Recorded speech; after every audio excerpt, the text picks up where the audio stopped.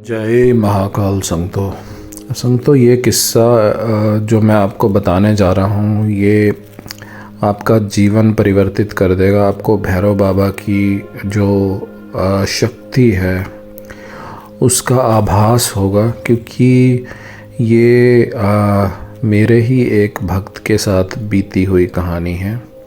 वो एक टीचर थे, बहुत ही बढ़िया शिक्षक हैं, और बच्चों को पढ़ाना केवल उनका केवल इनकम सोर्स नहीं है। उनको बहुत दिलचस्पी है बच्चों के साथ, बहुत प्रेम से बच्चों के साथ पढ़ाते हैं उनको, और बच्चे भी उनको बहुत अप्रिशिएट करते हैं।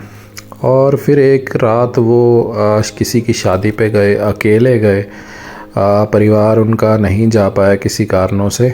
तो वो थी शादी भी बहुत आउटर में थी, आउटर एरिया, एक गांव के जैसा एरिया था, और काफ़ी रात हो गई उनको वहाँ से निकलने में।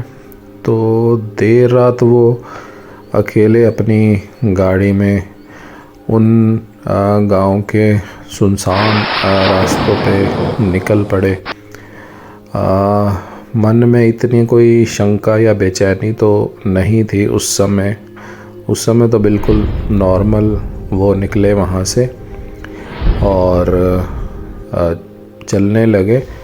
लेकिन आगे जाके आभास हुआ कि एक सफ़ेद कपड़ों वाली औरत उनके पीछे मानो उनकी कार रोकने के प्रयास में थी कि रोक ले वो। लेकिन भगवान की कृपा से उन्होंने कार नहीं रोकी, लेकिन वो बहुत घबरा गए।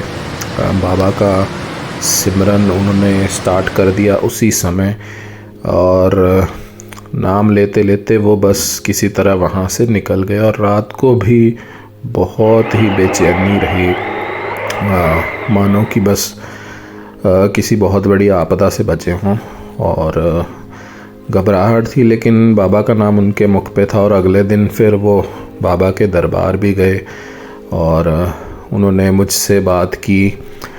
और तब उनको एहसास हुआ कि किस विपदा से निकले हैं, जब उन्होंने अपनी गाड़ी देखी। उस पे स्क्रैचेस लगे हुए थे, जैसे किसी ने नाखून मारे हों उनकी गाड़ी पे, ऐसी दशा थी।